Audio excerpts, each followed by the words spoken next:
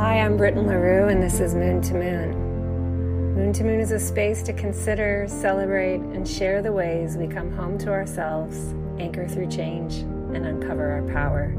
1 month, one phase, one loving step at a time.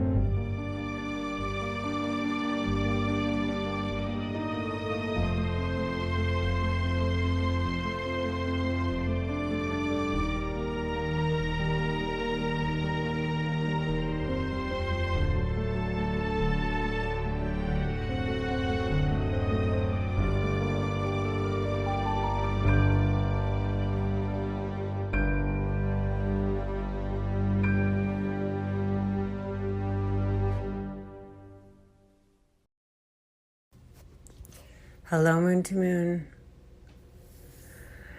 It is Britton, and I am on the floor at my altar, candles lit. My new moon pull from my new deck, Carnival at the End of the World, is with me here at the end of the cycle, with the moon back in Leo. Just a couple more days until the new moon in Virgo. I have felt a real longing to pick up the microphone for this one. I have been very busy witch, being the busy witch that I am. And there was that part in me that was like, I'm not dropping the dark moon download. Like, nobody's gonna make me drop that one from my to-do list. Back off.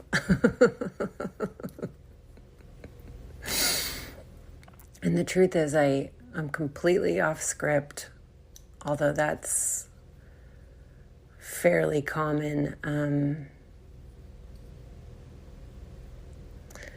But this one coming through is just sort of one of those things where it's like the cauldron is full, you know, like the vat is full, and I'm going to pour some things out for us.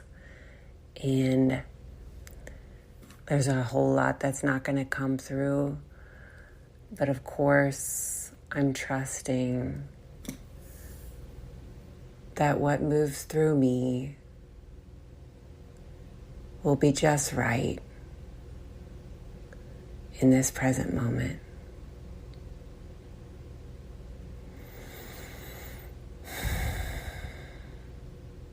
It's been a really intense cycle. It's been like incredibly psychedelic for me, in the sense of like everything is so connected. It's like ridiculous, like down to like little dumb signs from life that are like, hee hee hee, did you get the theme? Like everything feels so connected right now, and that's when I know I'm in a really magical time. So I'm feeling that.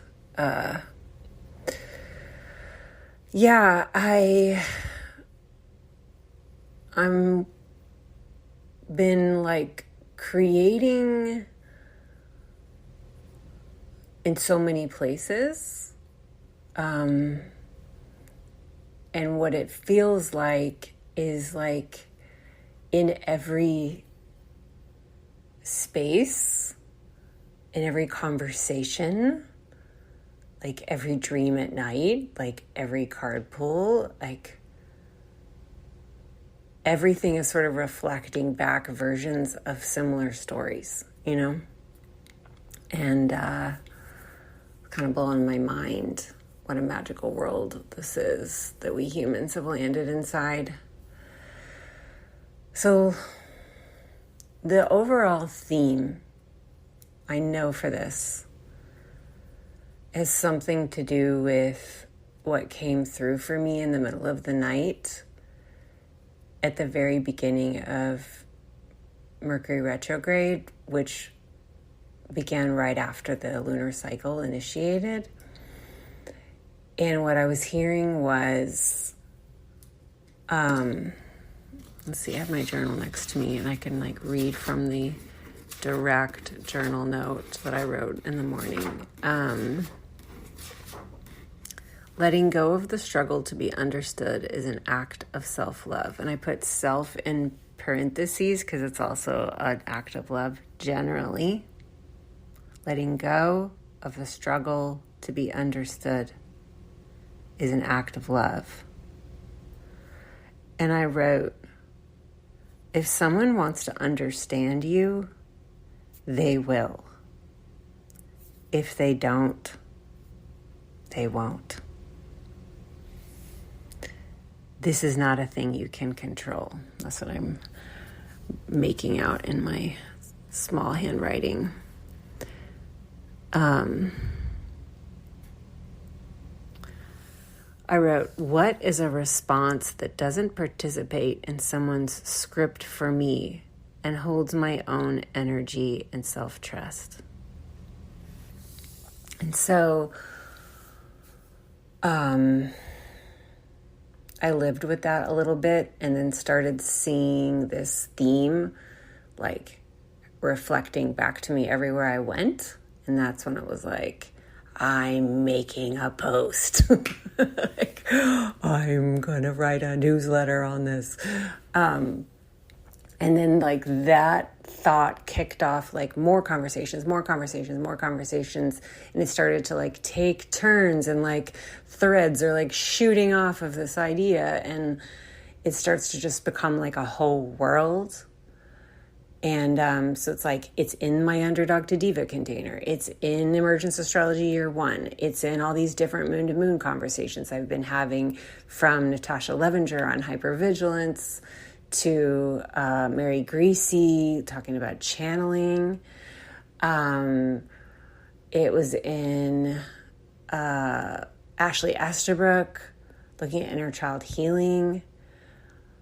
It's in my family, it's conversations with Matt, it's coming up with clients. I've had a lot of Magician's Table participants that I've been holding sessions with the last few weeks.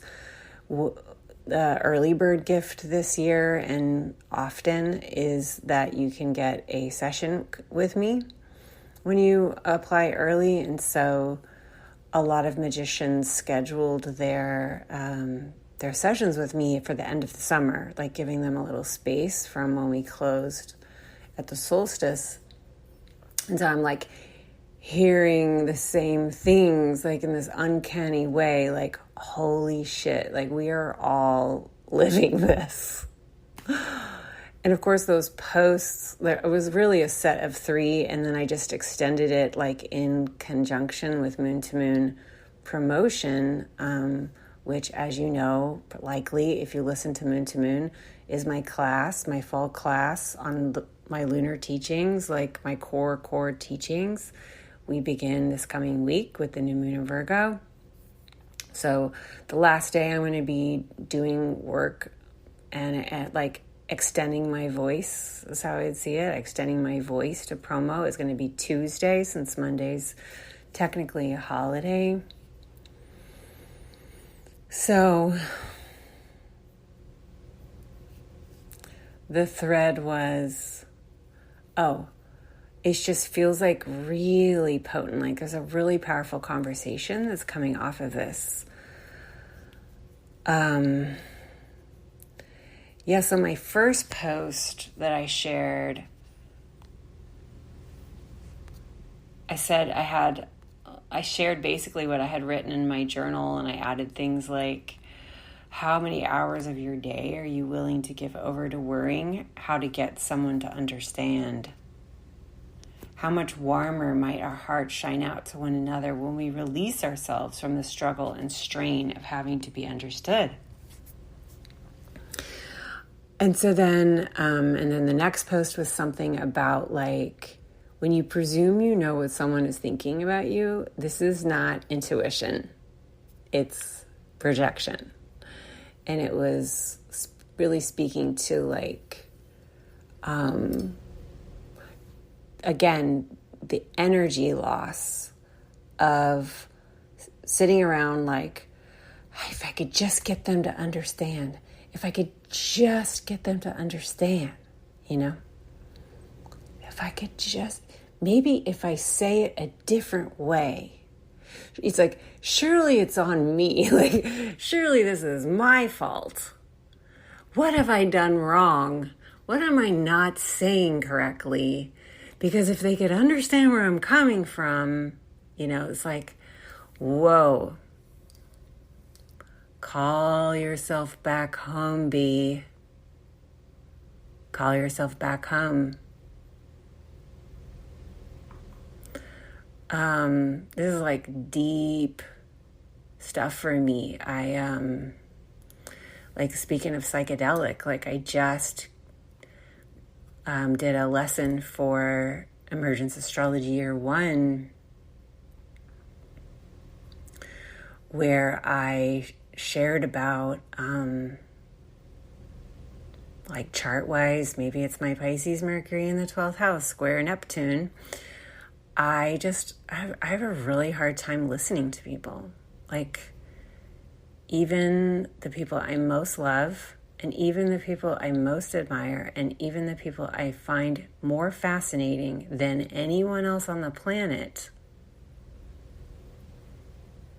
I like all the time, like just am not, it's really hard for me to stay and listen because somebody will say something and I go like very diffuse, like it's like I can't hold on what we're talking about because I'm now down a river, like thinking about something else, inspired by a word they used, you know, and it's like this constant, like, come back to the conversation, and feeling really guilty, feeling a lot of shame, just like, what's wrong with me that I can't listen to these people that I love, you know? Am I just like so self-absorbed? Like, what's wrong? Like this perennial shaming question of like, what's wrong with me? What's wrong with me? And I'm teaching this skill in the lesson for Emergence Astrology that helps me to come back to the present moment. And I realize like, oh my gosh,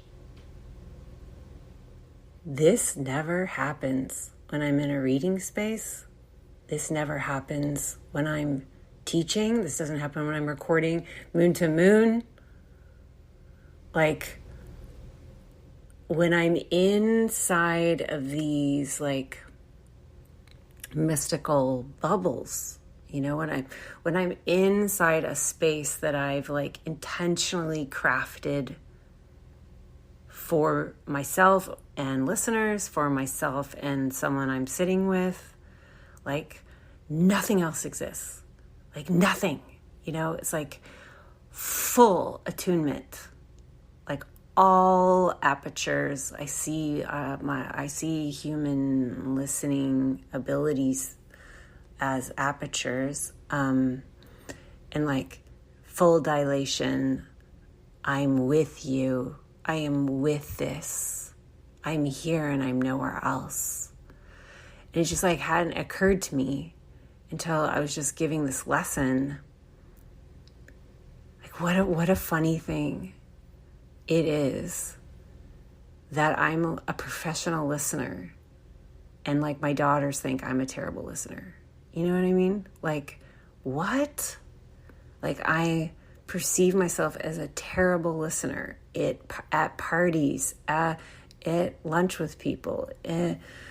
Like, it has always been this thing that's like earlier, I shared in stories like my obsession with the Commedia dell'arte character of Pierrot Le Fou.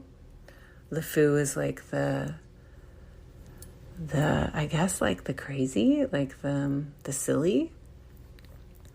And Pierrot is the character in Carnival at the End of the World, Seven of Cups, which is what came as my outcome card.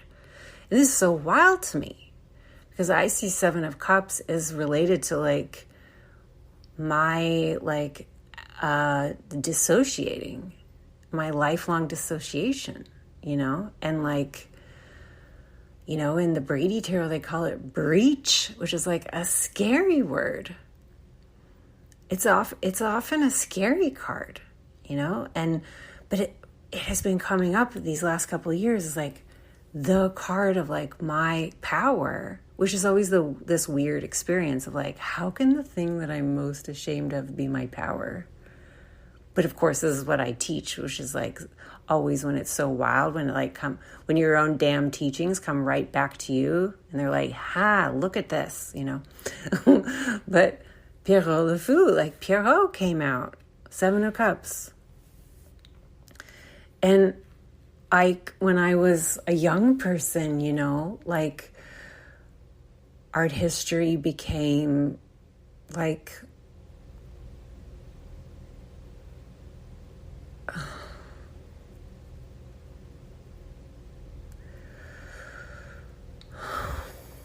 it was a refuge, you know, because these characters, you know, like Virgo and the penitent Magdalene. Oh my God. Like there's certain archetypes in art history that I would just sit with. I was so privileged to do a year in Paris in college and live with a French family. It was a very difficult time for me with shame, and I felt very alone, even as I was actually surrounded by like wonderful friends who I adored and who truly loved me. But like, I wasn't in partnership and everyone else was. And I had a free pass to all the museums. So I would go and just sit and like, I mean, I didn't have the term astral project back then, you know, but I know now I was like actually becoming part of the paintings to feel connection, to like feel belonging. But imagine what that did to my identity over the years, that my identity is Pierrot le Fou, who's the Commedia dell'arte character, who's an outcast and a misunderstood artist. That is the archetype. No one understands me. No one understands me. I wish people would understand me.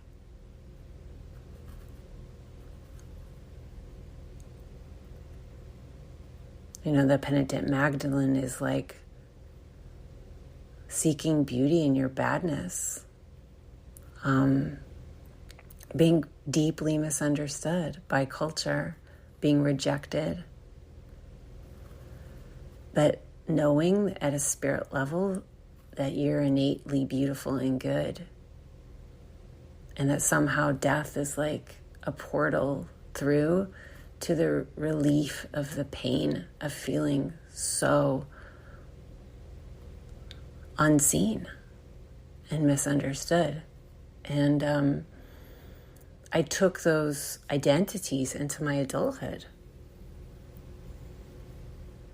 And, you know, I had to confront them in my middle age when I decided to participate in exchange for my gifts and speak anyway. Like I have this identity as people can't see me and they don't understand me, but I'm going to speak anyway. Like it took a lot for me of self-confrontation and self-seeing and self-holding to validate like, but I understand what I'm saying. Like, I understand myself. just because not everyone understands me, that doesn't mean that I should just mute myself and like wait until I'm dead or something. Like, was my younger selves kind of waiting out the clock energy. And I have so much compassion for her. I just love her. She found so much beauty in pain. And like, I take care of her, and here we are putting our voice box out into the world, even if not everyone understands, And this theme is just so up, and it was like really funny because 2 posts after the one on if people want to understand you, they will. I posted on holding to your creative center to participate creatively from that fire of Leo, to that, like, through the cauldron of that fire, it helps us like get out of being out in the brow and like out in the future where we're trying to like figure out the plan, figure it out. And because Mercury was going from Virgo to Leo, I referenced the creative cauldron as Leo and figuring it out energy as Virgo. This was not meant to shame Virgo, but like our Virgo parts of us are designed to be preserving and think about, care about what can we do right now to prepare for what's coming. Like, that is really beautiful. However, when we detach from our cauldron, earth signs to me support the fire signs. Like, all of our earth signs are like lost when we forget to keep them attached to the fire that they support, like Taurus supporting Aries, Virgo supports Leo, Capricorn is supporting Sagittarius. Like, for me, all of our earth like dries up. We lose our connection to like the spirit that's moving through the reason why we want to create those fortifications, to create those preservations, to create the clear systems, to build things, is for the spirit, the fire. And what was really interesting is that it was like a very ambiguous post that I put up. I didn't mean to be so ambiguous. I normally like really hustle to try to be clear because I want to be clear in what I mean. And part of it is a hypervigilant strain. I'm learning to be understood. Like, got to make sure that my meaning is clear. Got to be sure that people understand me. Got to be sure that people don't take it wrong. Don't want to make a mistake. Don't want to fuck it up, But I just kind of like I light touched that set of tiles and put it in Instagram. And it was fascinating.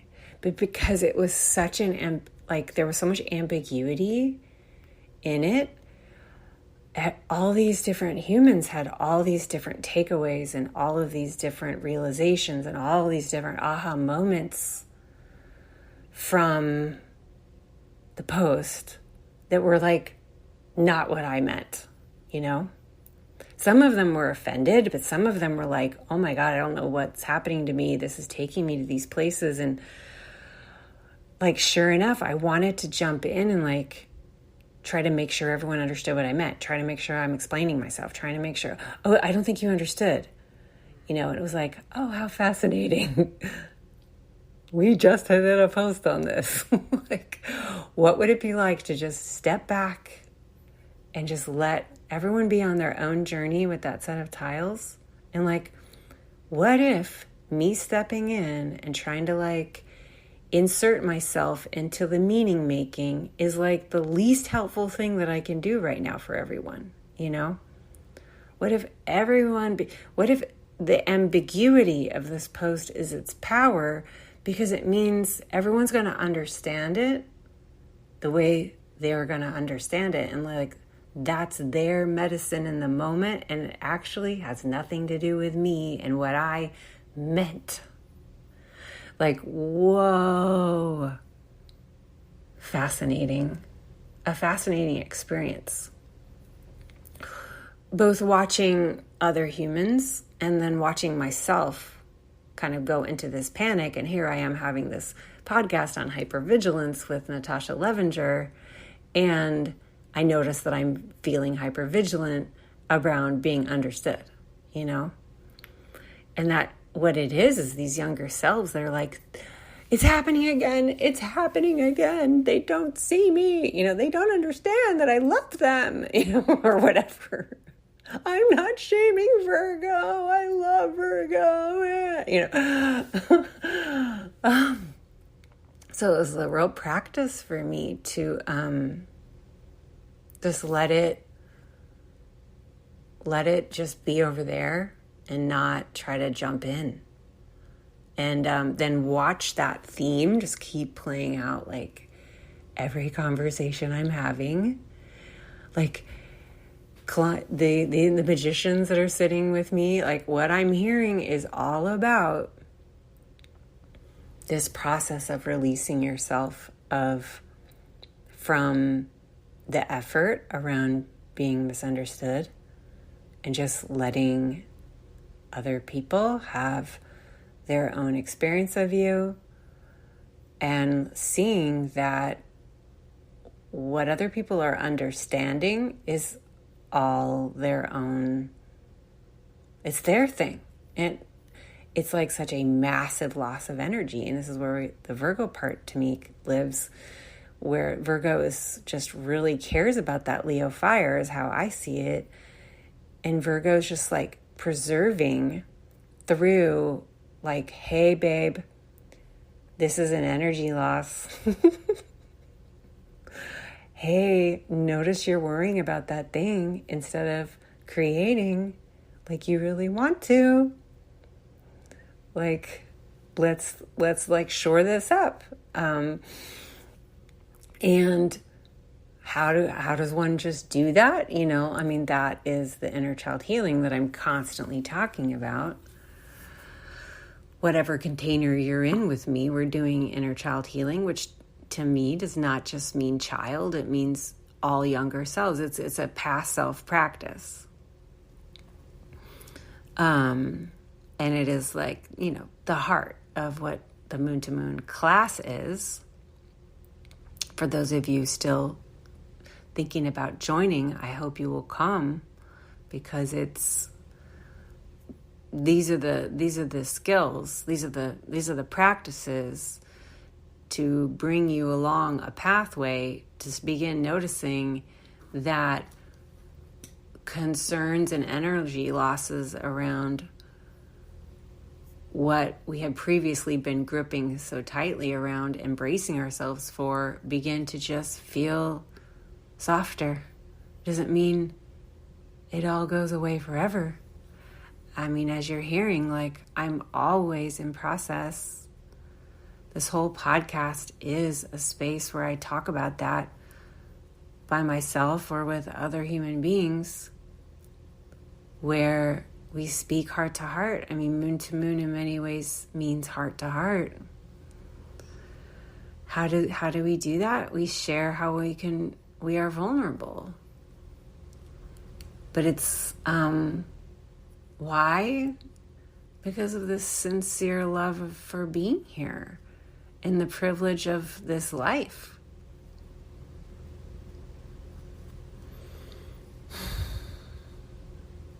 And I mean, so many conversations this last month.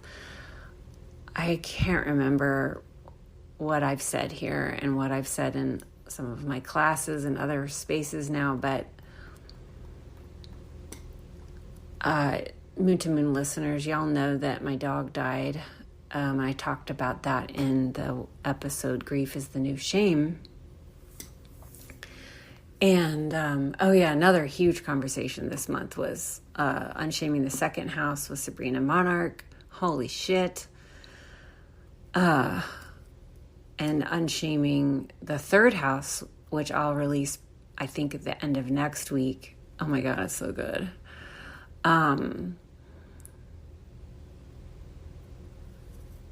The thread was,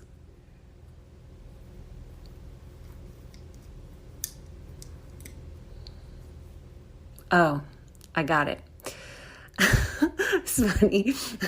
Matt, my boyfriend, recently was like, there are many things I love about you. And one of my favorites is you always find your way back whenever you forget what you were talking about. He's like, I don't think you realize this is a rare gift. Oh my God, it's so funny. Yes, so in my grief in July, one of the things I realized was that I didn't know how to belong. Like I didn't understand. Like what I noticed is I have all of these younger selves that are like, people don't have space for my grief. People don't want to talk to a sad person. And of course, it would make sense that I would have these when I was going through so much grief in high school, and it seemed like everyone around me didn't want to talk about it. Well, of course, why would they want to talk about it when they're like teenagers? I mean, yeah, so really aware of these parts of me that felt like I had to just contract and like go hide in a hole in the ground, you know, this like Persephone side of me that's like, I just belong underground. Like, I don't know how to live on this planet, you know? And, so what I decided to do, like, the picture I was seeing from my guidance was like just my hands reaching out, like just reach out to people. This kind of like, just reach out to people. What would it be like to share yourself? What would it be like to just let people know what you're going through right now? What would it be like to feel yourself being seen in your truth? Just start with the first person. So I just started reaching out to people and just started to notice like so many synchronicities and opportunities and doors and bridges and so many things opening into my space because I opened myself to the possibility of being seen and being supported. And it's just been really beautiful. And so I feel like Moon to Moon is just like popping with guest spots because I'm in just this moment of like just wanting to like share my heart with other human beings and have meaningful conversations and share them. And not have like whatever is the normal kind of block around like, oh, I'll do that later or something. Just like, why not just go ahead and put that on the calendar? You know what? Well, you know, just go ahead and send that email, which is of course a thing that I'm always coaching. And it's a thing I do feel that I do, but all timing is perfect. And it's like an accelerated theme in my life right now as I'm realizing that I have a lot of excuses why I don't reach out that are based on past, like grooving, past understandings of how the world is and understanding about myself as being an outcast, which brings us back to Pierrot, which is spelled Pierrot, in case that pronunciation is lost. Like my daughters tease me all the time that I do my French pronunciations when I use French words, and I'm not apologizing for this. But I do myself as a visual learner really like to like see the word in my head when someone's using a word that I don't know. So Pierrot, which is kind of like little Pierre. And I think Pierre, well, it means stone, but is it Paul? I know many of you in the audience are like shouting, Pierre comes from, fill in the blank. Anywho. Da-da-da-dum. Coming back to through lines. Yeah, so,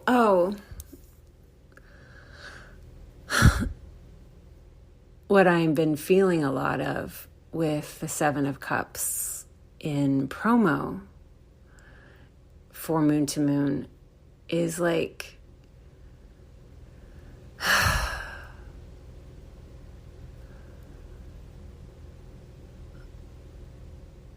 like it's so, the lunar teachings for me are, I see them as like a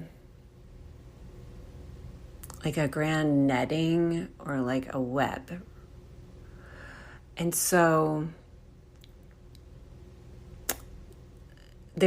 everything's just connected to everything else is how I see the Moon to Moon course, right? Like, and to me, it's like so much more than a course because it's the teachings, like capital T. But I see it all as a web. And so like doing promo, I felt like I was once again up against like this. It's like there's a fine line between my genius and my downfall, or like the most frustrating thing about how my Mercury, and the most beautiful thing about it. And part of what it is like, it is so hard for me to just like encapsulate what it is.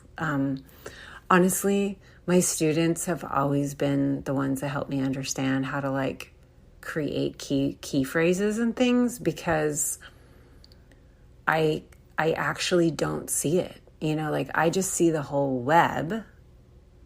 So it's like, come with me. We're going to enter the web here, and then we're going to move over here, and it's like going to be over there, and we're going to paint it all. And when we complete, you're going to see this grand web. It's going to be amazing. But like, and at the heart of it, your takeaway is this, like that is so difficult for my brain to like get into a single, like, here's the clear thing. This is what this is. Boom. And,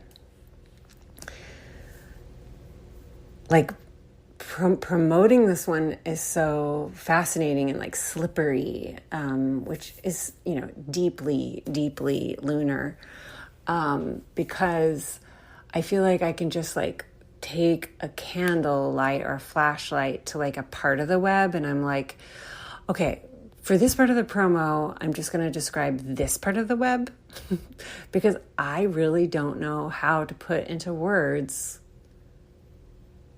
the whole of the web, because it's just so big. It's so big. And that frustration has been a part of promo for me, because I'm like, okay, I'm going to try to say it again. Like, how does one get to the heart of it without being cliched?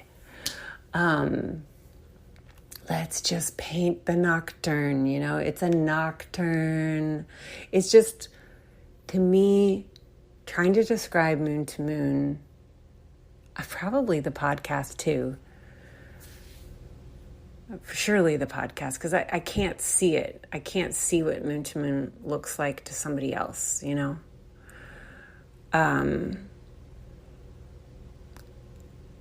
It's, to me, it's very like Whistler's Nocturne. It's art. How do I describe Gustave Moreau? You know, like, I really feel like this is probably a feature in all my classes, but Moon to Moon just really feels like it's where word becomes, like, what now we're in symbol.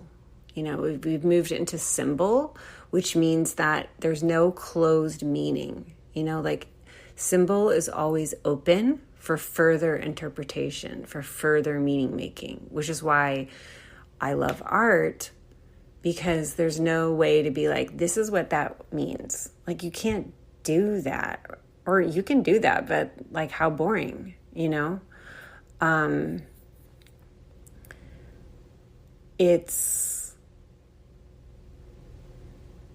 It's like, for me, the journey is allowing my frustration to be part of the beauty of the process, and allowing me to give myself permission to be an artist at my course creations, you know, as I think the language I'm now landing in as I'm speaking. And I think that's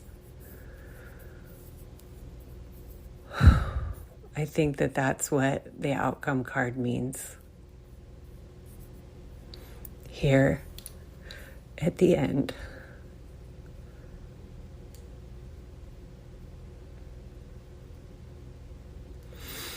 So cool. So I hope for all of y'all who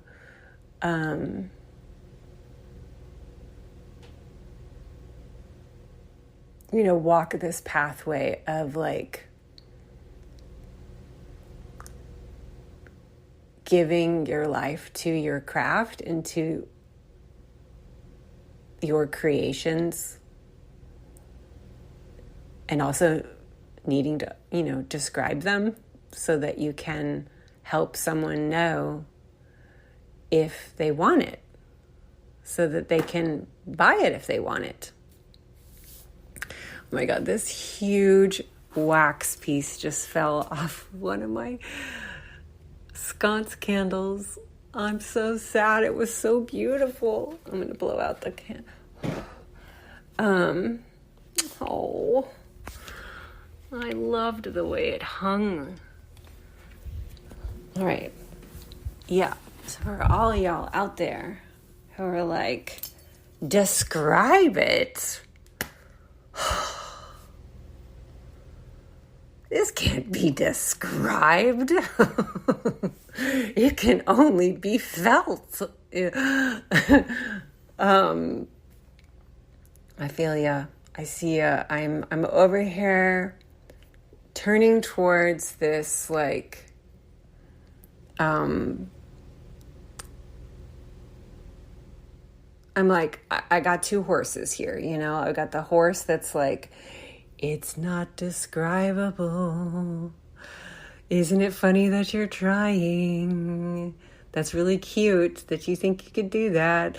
And then another part of me that's just like, well, how can you, what can you try to do today? Like, how can you show up to this today to help anyone who might want to be inside of this experience that is an art experience that is also happening to offer life-changing practices that you know have real consequences on the lives of the people who show up.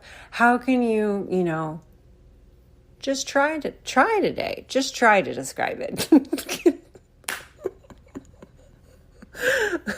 Can you just try? And, oh my gosh, all these cards in this spread are just speaking to like the sweetness of the human path of being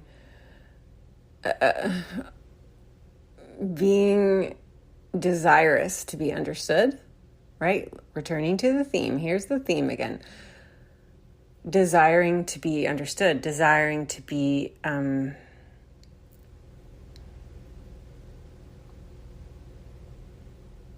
the desire to convey the meaning. Like, I want you to know what I mean. When at some level, we also know that meaning can never be one thing, and meaning itself is too vast to hold in our hands. It's always going to let some slip through the fingers. You know, is this Saturn and Pisces or what? And so what do we do? You know, like, what do? We want to be understood, and also, if people want to understand you, they will. If they don't want to understand you, they won't. You know, I feel like we turn towards what we want to understand.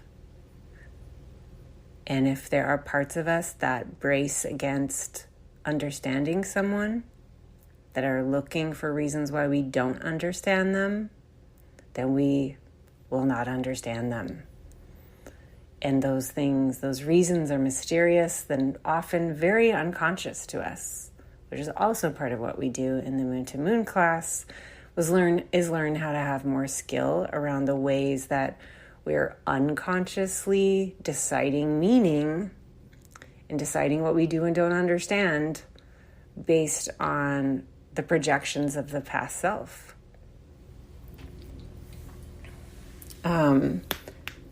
And how to hold ourselves, the younger selves, through the, really sad experiences of feeling like, I don't know what more I could do to be understood. So the fact that you are not understanding me,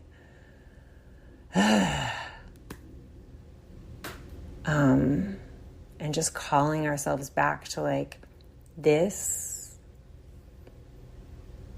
is not good for our energy.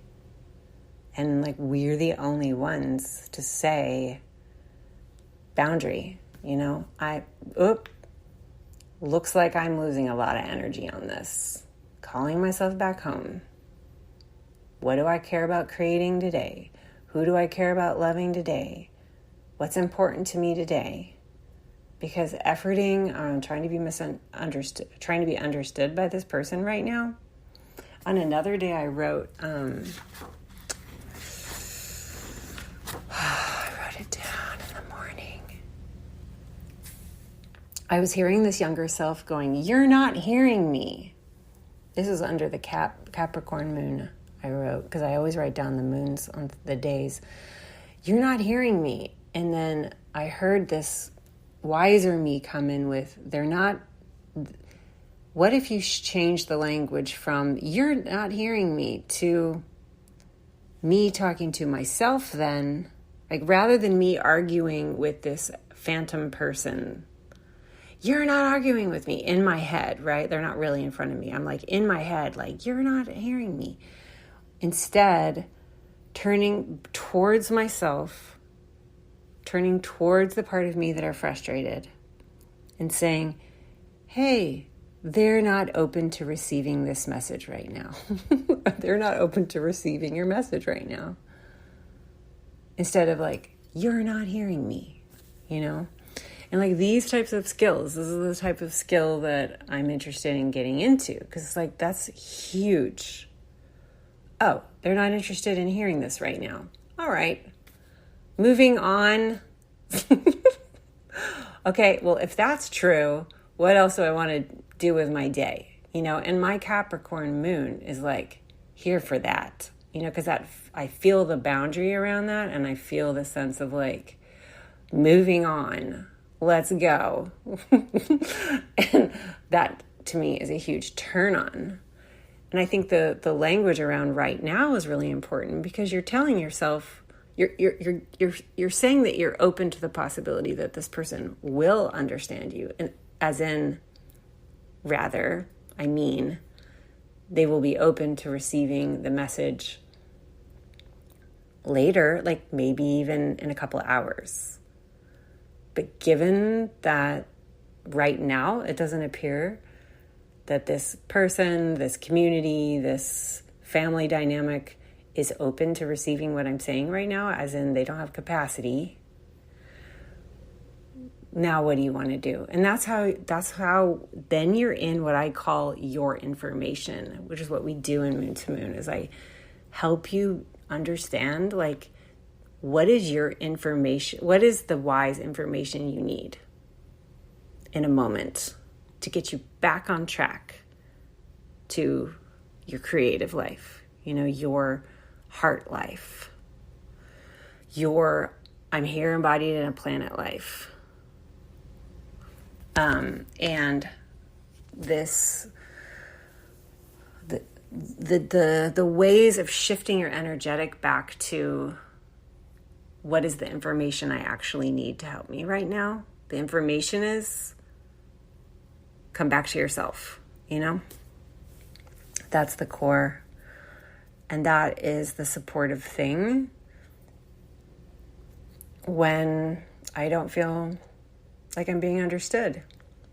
Not feeling understood is really like putting the power everywhere else but myself, And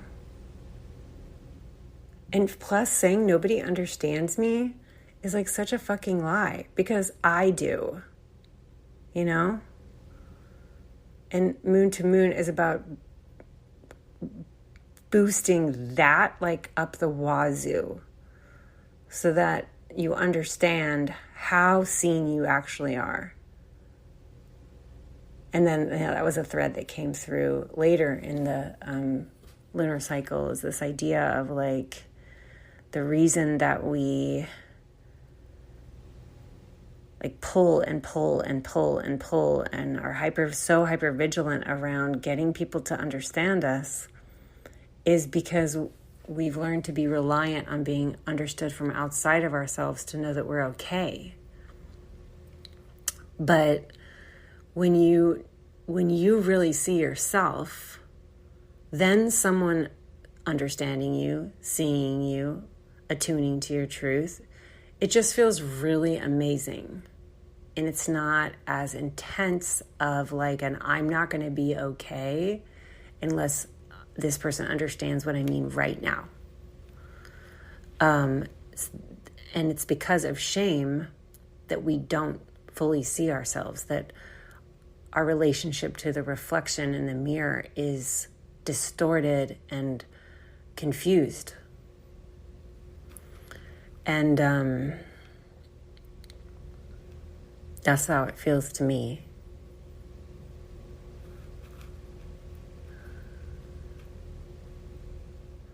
And so it's not about not needing other people, because that's not the message that's coming through here. It's about boosting the self-validation, the self-regard, the self-listening, the self-attunement, the self-understanding, so that human connection is less about securing safety from outside of yourself than as securing love, securing like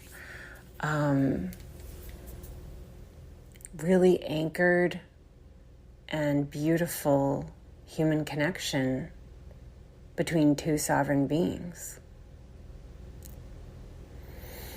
I'm feeling completion. That was so yummy. I'm glad I insisted on it.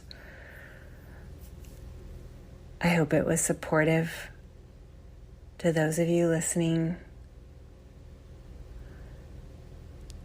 I hope you'll find your way into Moon to Moon if the pictures that I've been painting have been calling to you. And I'll see you at the next one. Thank you. Thank you.